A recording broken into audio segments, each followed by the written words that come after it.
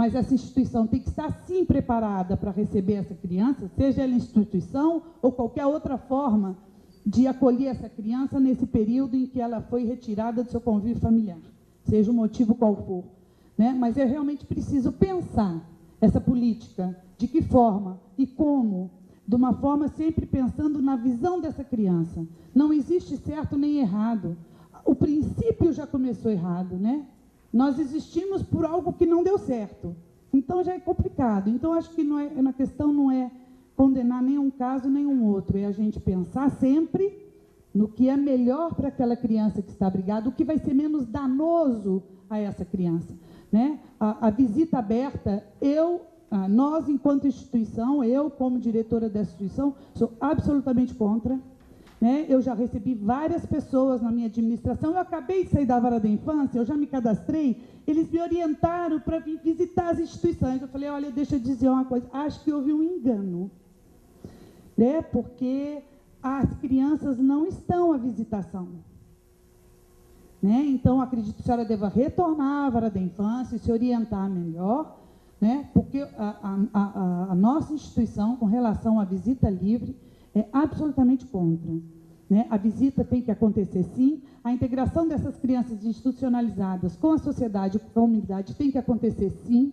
Nós temos um grupo de voluntários que faz um trabalho de socialização, onde essas crianças, aos domingos à tarde, saem com voluntários capacitados, no seu próprio meio de transporte, para não as crianças não saem uniformizadas, as crianças não saem na condução da instituição, né? Para que elas vão ao cinema, vão ao teatro, vão ao zoológico, com grupos separados por idade, porque a gente tem que ter um certo cuidado. Criança menor eu preciso de mais gente, criança maior eu posso, para que elas possam ter esse convívio com a sociedade. A escola a gente traz para dentro da instituição, né? As nossas crianças iniciou idade escolar, estão na escola, mas há necessidade de cuidado, né? Essas crianças estão sob o nosso tutela e nossa guarda, tutela e guarda de toda uma sociedade que não foi capaz de manter e de cuidar, de manter essas crianças no seu núcleo familiar. Então, nós temos que proporcionar isso a ela da melhor maneira possível,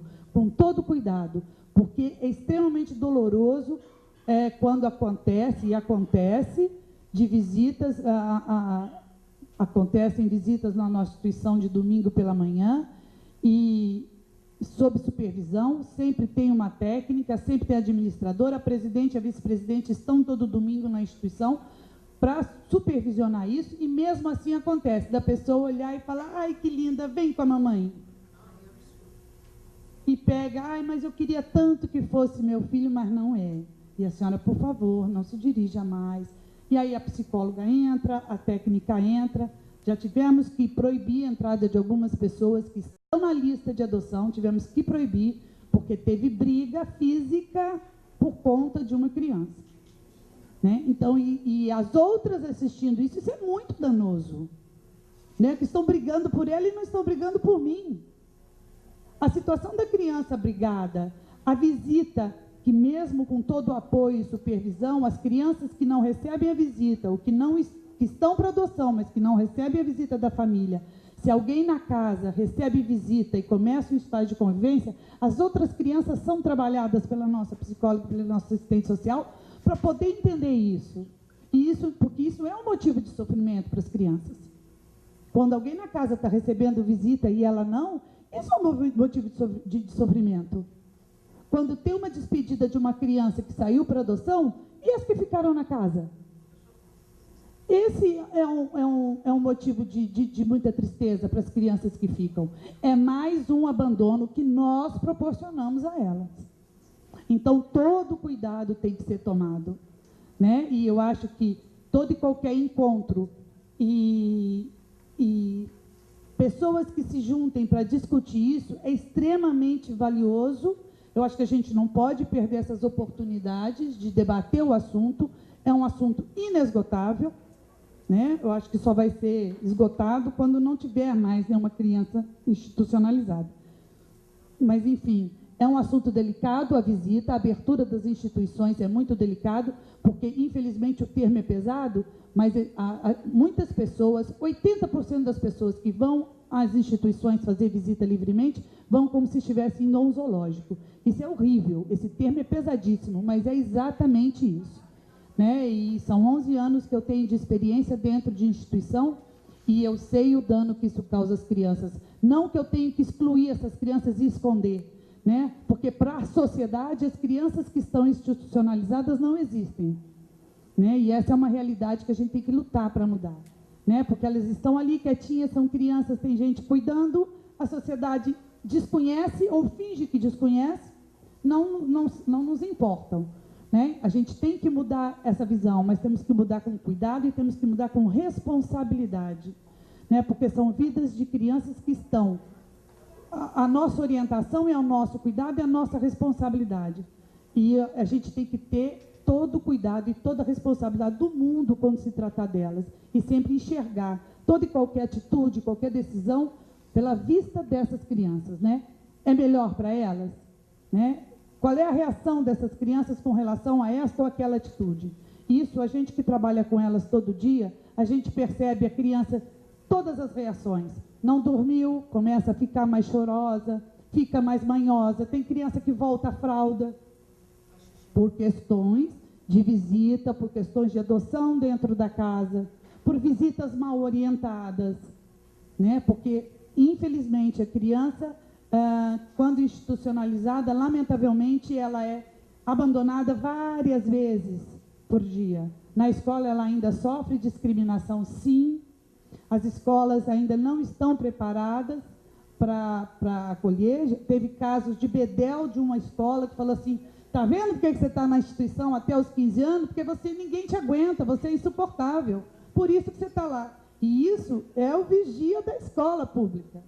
Então, quer dizer, o trabalho é muito amplo, né? Começa realmente na família dessa criança, passa pela instituição, passa pelo judiciário, passa por toda a comunidade como um todo, para que essa criança possa ter realmente o que de melhor ela merece, né? Porque é uma questão de merecimento, é uma questão de direito dessa criança, né? E como essa criança não tem voz, essa criança não grita, essa criança não faz greve, então o Estado, a comunidade fica meio que petrificada diante disso tudo, né? Porque essa criança realmente não grita, não faz greve, está ali, cuidadinha. As instituições também não são parceiras, né? Enfim, é uma discussão enorme, né? E que eu acho que toda vez que se tiver a oportunidade de discutir o tema criança abrigada, adoção, e retorno dessas crianças para a sua família, a gente não pode perder a oportunidade de participar e de debater, porque é ouvindo as pessoas que a gente sempre vai trazer coisas novas, experiências novas e reflexões novas sobre a questão da criança. É isso, obrigada. Obrigada, Cláudia. E agora a gente vai, então, conversar com os nossos ilustres palestrantes, que o tema é complexo, quer dizer, tivemos um início dizendo, quem sabe essa visitação, vamos limitar a idade, acima de 3 anos. A circulação, como a doutora Fabiana falou. A Vera falando dessa questão de dar visibilidade a essas crianças para que elas tenham uma oportunidade, mas, ao mesmo tempo, todo o cuidado que se tem com isso, que vai na linha do que a Cláudia também diz disso. Queria ouvir a plateia, queria pedir que vocês se identificassem, sempre disserem da onde falam, quem são e tudo mais, para colocar a pergunta. Só queria, lá no fundo, dar a primeira. Colocar só uma questãozinha. Eu tive, na minha primeira adoção, 16 anos atrás, foi o dia mais feliz da minha vida e o mais triste também. Que ao mesmo tempo que eu saí da instituição com o meu filho no colo, que era um bebê, os maiorzinhos ficaram dizendo assim, tia, leva eu. Sabe? Então isso foi muito triste. Tanto que meus 2 outros filhos, eu não fui na instituição buscá-los. Eu acho, e até a opinião pessoal, o estágio de convivência dentro da instituição é doloroso para os que estão lá e não foram escolhidos. Vamos lá, primeira pergunta. Levanta, por favor. Diz teu nome, de onde tu é. Bem, meu nome é Dineide, eu sou de Recife. Sou coordenadora do Núcleo de Adoção e Estudo da Família, da 2ª Vara da Infância do Recife. E a minha pergunta seria para toda a mesa, mas especificamente para a Vera, que é o seguinte... eu queria saber se vocês têm alguma experiência com relação a crianças que já estão no Cadastro Nacional de Adoção. Por exemplo, no Recife nós temos 84 crianças e adolescentes disponíveis, todos eles acima de 10 anos. E a gente vem pensando como trabalhar, em função da perspectiva legal, como a gente aproximar algumas famílias, a gente ainda não efetivou isso, mas como a gente trabalhar a aproximação dessas famílias que estão no cadastro e essas crianças que estão no cadastro, né? Como a gente pode fazer com que haja a palavra não seria melhor, mas uma sensibilização ou a ideia de quebra de modelos ou idealização de crianças. Se vocês já tiveram essa experiência de aproximação de famílias que estão aguardando e de crianças e adolescentes que também estão aguardando. A gente vem pensando, vem discutindo isso e a gente não encontrou ainda um modelo melhor. E só para ilustrar, Vera, e acho que a promotora, esqueci seu nome, Fabiana, essa questão dessa visitação, por exemplo, nós tivemos uma experiência recente não sei se vocês sabem, no Recife teve um caso de uma família de canibais. Saiu na mídia, né? E nós soubemos que essa família passou pelo Recife, eles tentaram se cadastrar. Em 2006, eles tentaram se cadastrar.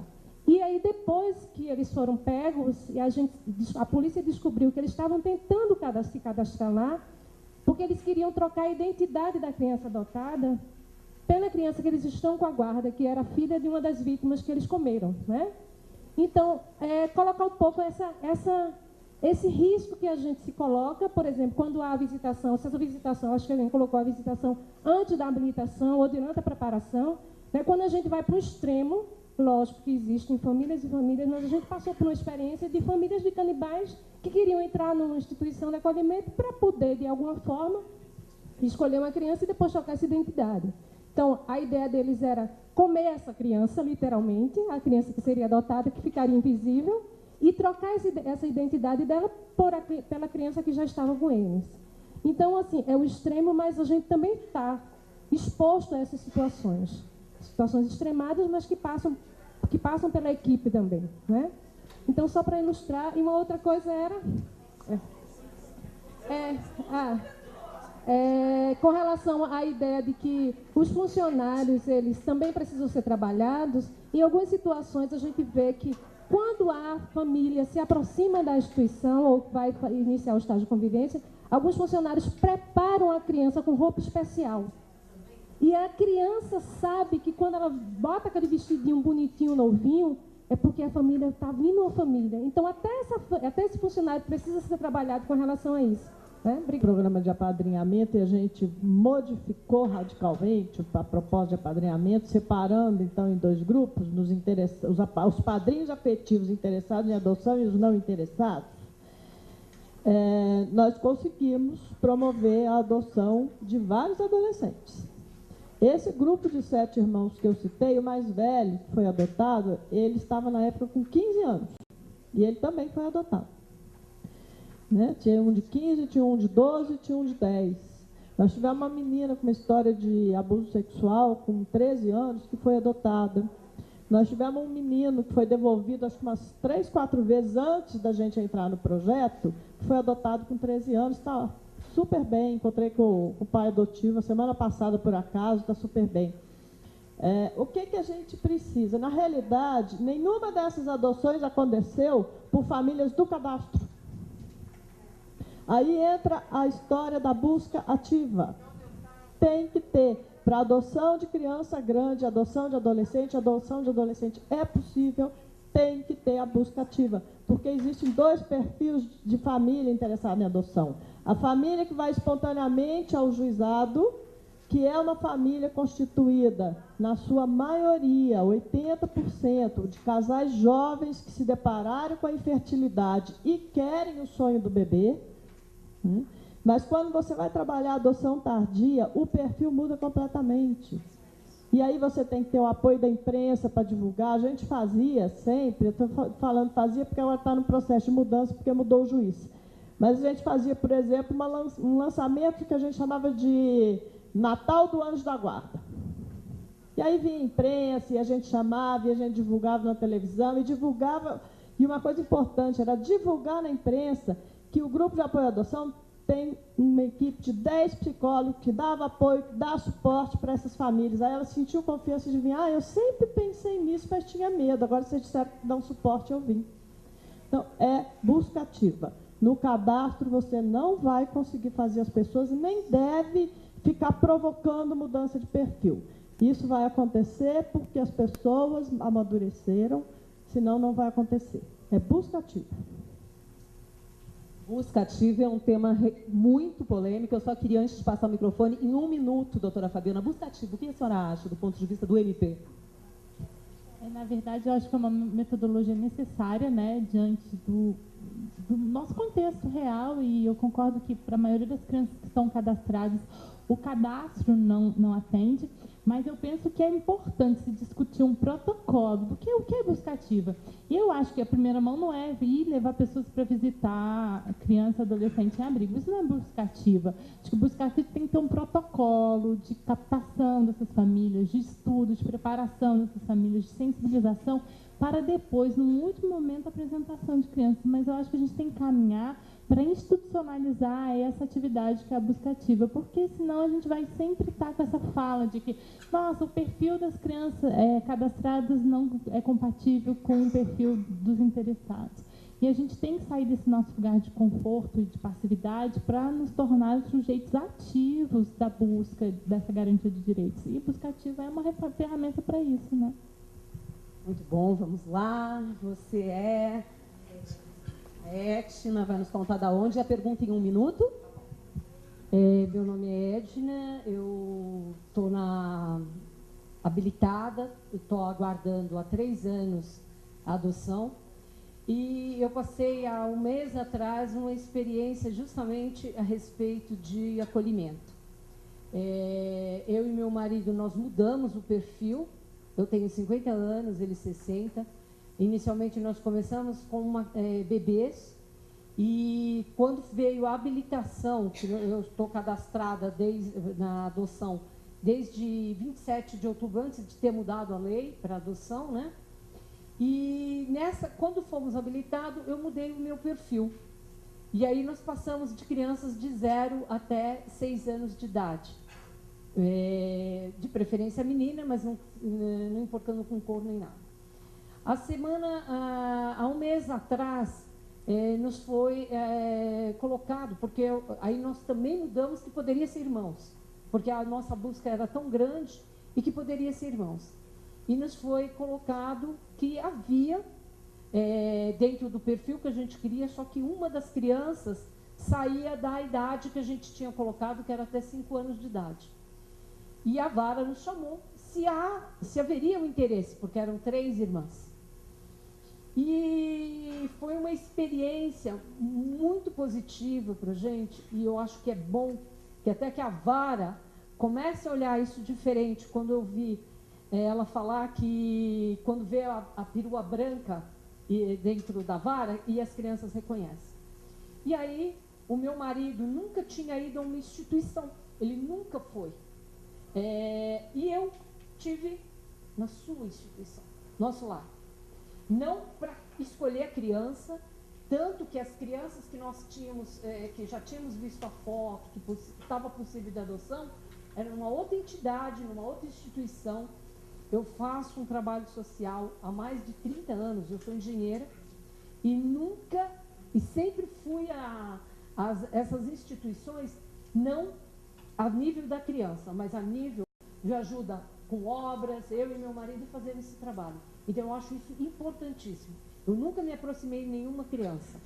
E agora que eu entrei no processo de adoção, eu me afastei totalmente para não cair na tentação. Tá? E aí, o que aconteceu? Eu estava com um convite de um almoço que ia ter nessa entidade que estavam minhas 3 crianças possíveis de adoção. E eu, muito honestamente, contei, porque o meu marido resistiu um pouco, porque ele falou assim, como que eu vou adotar 3? Eu queria um bebê. Você já está agora já passando para 3 crianças. Aí eu peguei e falei assim, e aí o meu poder de convencimento dele, já que a maior não estava no meu perfil, é que ela iria me ajudar a a manipular as outras duas menores, que o conselho, a vara já tinha imposto que elas eram terríveis.